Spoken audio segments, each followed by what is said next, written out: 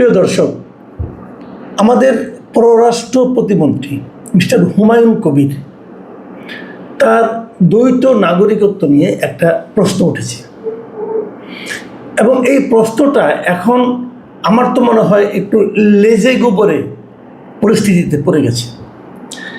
কেন সেটা বলছি, ওনাকে জিজ্ঞাসা করা হয়েছিল, একটা পত্রিকা একটা নিউজ হয়েছিল যে উনি আসলে ব্রিটিশ নাগরিকত্ব ত্যাগ করেছেন কি করেননি, এই হলো প্রশ্ন।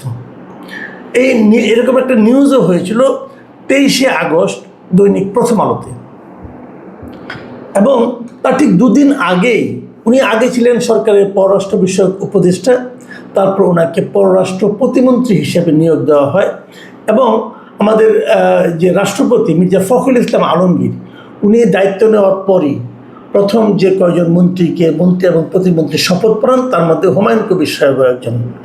তো উনি পররাষ্ট্র প্রতিমন্ত্রী হয়েছেন, আগে কিন্তু পররাষ্ট্র উপদেষ্টা ছিলেন, উপদেষ্টা থেকে এখন পররাষ্ট্র প্রতিমন্ত্রী হলেন। ওনার প্রমোশন কি ডিমোশন সে আলোচনায় যাচ্ছি না। আলোচনাটা হলো যে যখন একজন উপদেষ্টা যে কেউ হতে পারে, কিন্তু প্রতিমন্ত্রী কিন্তু সবাই হতে পারে না। মন্ত্রী অথবা প্রতিমন্ত্রী হতে গেলে সংবিধানের কিছু নিয়মকানুন আপনাকে মানতে হবে, এমপি হতে গেলেও মানতে হবে। আচ্ছা, সে আলোচনায় আসছি। তখন প্রথম আলো এই নিউজটা করেছে গত 23শে আগস্ট। এই নিউজটার শিরোনাম ছিল পররাষ্ট্র প্রতিমন্ত্রী কি ব্রিটিশ নাগরিকত্ব ত্যাগ করেছেন। এই হলো প্রথম আলোর রিপোর্ট, এবং সেখানে রিপোর্ট আমি পড়েছি।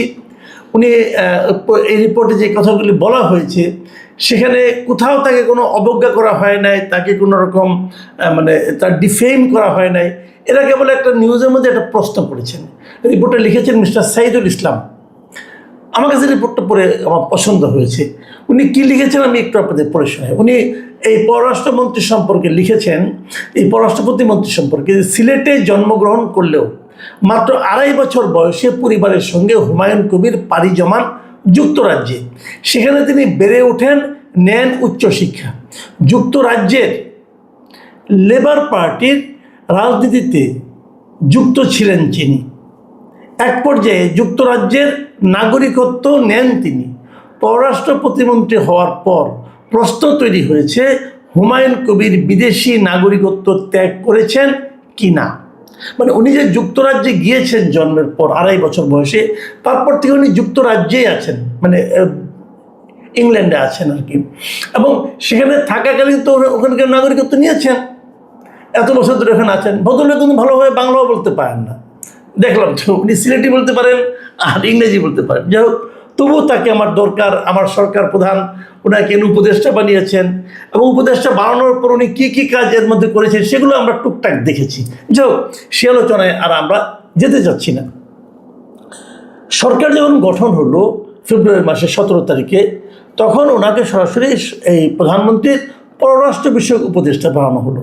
উনি ইংল্যান্ডে ছিলেন, উনি বাংলাদেশে এর আগে এসে বিএনপি করেছেন, জেল খেটেছেন, অথবা অনেক ভোগান্তির শিকার হয়েছেন, অথবা অনেক হয়রানির মুখে আওয়ামী লীগ সরকার তাকে অনেক হয়রানি করেছে।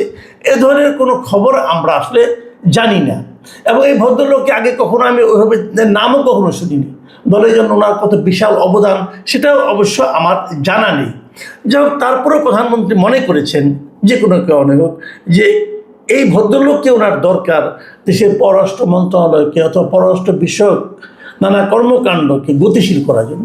ঠিক আছে, উনি করেছেন, উপদেষ্টা করেছেন, তারপর উনি ওনাকে প্রতিমন্ত্রীও করেছেন। কিন্তু সমস্যাটা হলো, আপনি যখন প্রতিমন্ত্রী হবেন তখন আপনাকে কিছু নিয়ম মেনে চলতে হবে।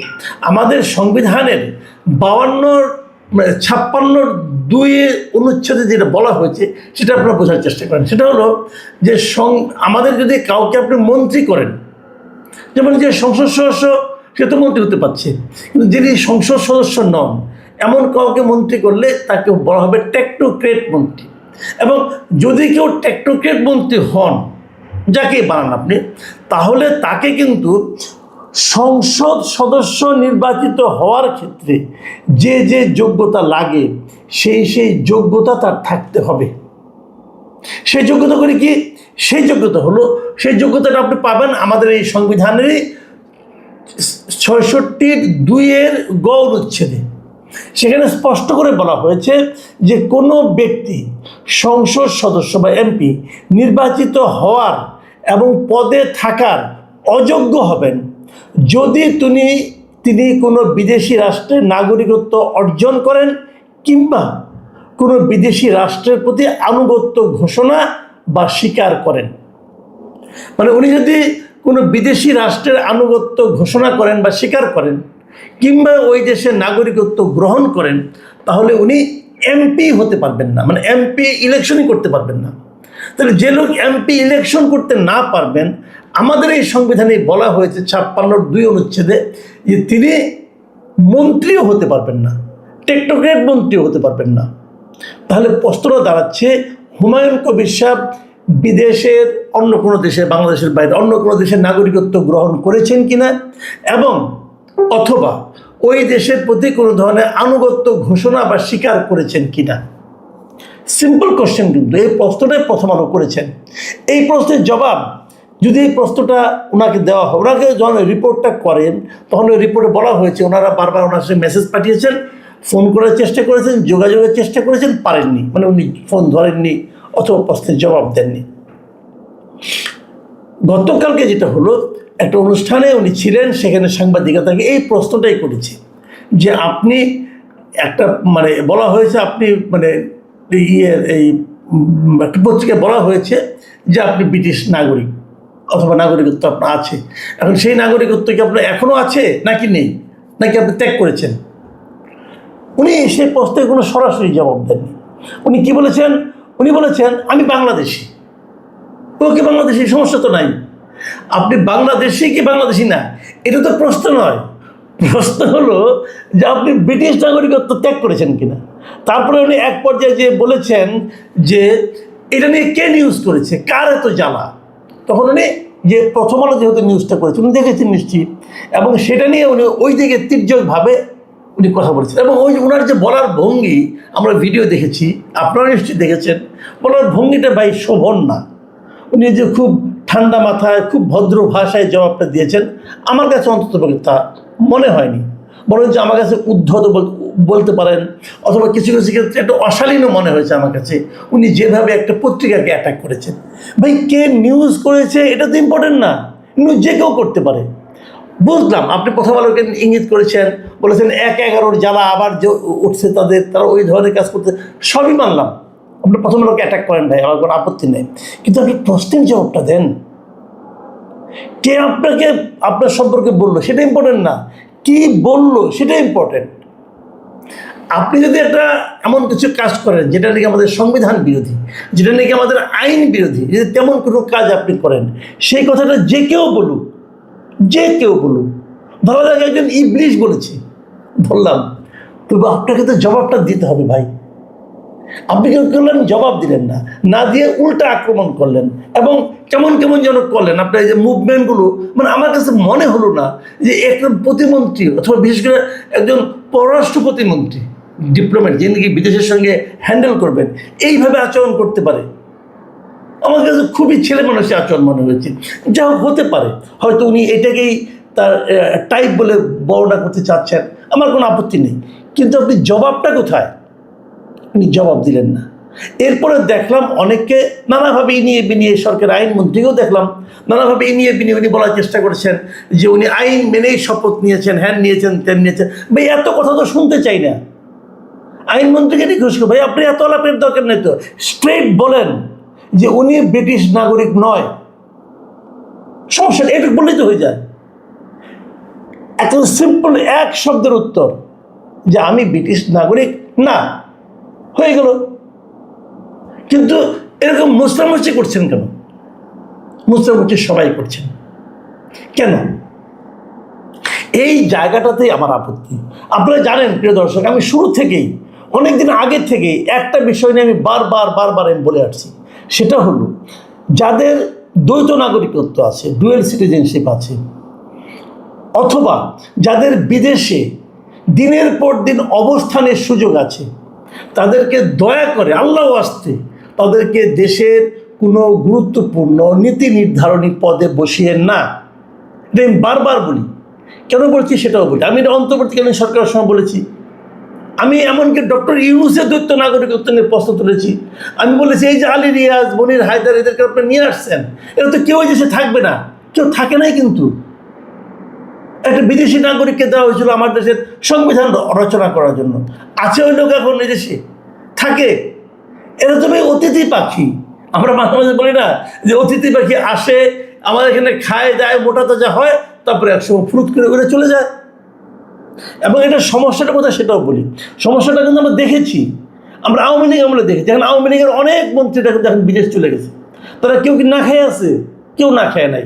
তারা এই দেশ থেকে টাকা পয়সা লুটপাট করে বাইরে করছে, পাঠাই দিয়েছে, এখন চলে গেছে। এই যে হাসান মাহমুদ, আপনার বেলজিয়ামের নাগরিক, সে এখন ওখানে থাকে মহানন্দে। তারা সবাই বিদেশে থাকতে পারছে। কেন থাকতে পারছে? ওদের থাকার বৈধতা আছে বলে থাকতে পারছে। অনেকে কানাডার নাগরিক, অনেকে আমেরিকার নাগরিক, অনেকে ইংল্যান্ডের নাগরিক, বিভিন্ন জায়গার তারা নাগরিক হয়ে গেছে। তো এই লোকগুলিকে আমি কিন্তু আওয়ামী লীগ আমলেও অনেকের বিদেশি নাগরিকত্ব নিয়ে প্রশ্ন তুলেছি। কিন্তু এটা হচ্ছে এখানে, এটা যেন খুব সহজ ব্যাপার। এবং একটা কথা বলে না গ্রামে যে মানুষ ঠেকে শিখে, কিন্তু আমার মনে হয় কেন জানেন, আমরা বোধহয় ঠেকেও শিখি না। আমরা এই যে দেখলাম যে চোর গেলে বুদ্ধি বাড়ে বলে না, আমাদের চোর গেছে কিন্তু বুদ্ধি বাড় নাই, আমরা সেই কাজ আবারও করছি। কেন আমরা দেব দায়িত্ব? আমাদের আরেকজন আছে যে বিডার যিনি চেয়ারম্যান, উনি আবার দেখি প্রতিদিন 2 দিন পর প্রমোশন পান, উনিও প্রতিমন্ত্রীর মর্যাদায় আছেন, আশিক চৌধুরী সাহেব, উনিও কিন্তু ব্রিটিশ নাগরিক।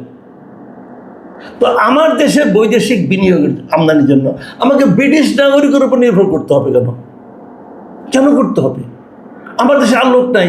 আর উনি আসার ফলে উনি তো সেই তত্ত্বাবধায়ক অন্তর্বর্তীকালীন সরকারের সময় থেকে সে এই দায়িত্ব নিয়েছে, বিনিয়োগ আনতে পেরেছে। ভাই, বিনিয়োগ আনার সঙ্গে আপনি কোন দেশের নাগরিক এটা নির্ভর করে না, নির্ভর করে দেশপ্রেম। দেশপ্রেম আপনাকে সন্দেহের মুখে, আপনার দেশপ্রেম সন্দেহের মুখে, এটা প্রমাণের জন্য অত কিছু দরকার নাই। যেই দিন আপনি অন্য একটা রাষ্ট্রের আনুগত্য স্বীকার করলেন, যেই দিন আপনি ওই দেশের নাগরিকত্ব গ্রহণ করলেন, সেই মুহূর্তে প্রমাণিত হয়েছে যে আপনার দেশপ্রেম অন্যদের চেয়ে কম অথবা সন্দেহযুক্ত। হ্যাঁ, অনেকে আছে দেশ থেকে রাজনৈতিক কারণে চলে গেছেন, মার খেয়ে চলে গেছেন, জীবন বাঁচাতে চলে গেছেন। তারা তো ওখানে যে রাজনৈতিক আশ্রয় নিয়েছেন। আপনার রাজনৈতিক আশ্রয় তো নিতে পারতেন, আপনার রাজনৈতিক আশ্রয় থাকতেন। আপনি নাগরিকত্ব নিচ্ছেন যখন, তার মানে কি আপনি ওই দেশটাকে ভালোবাসছেন।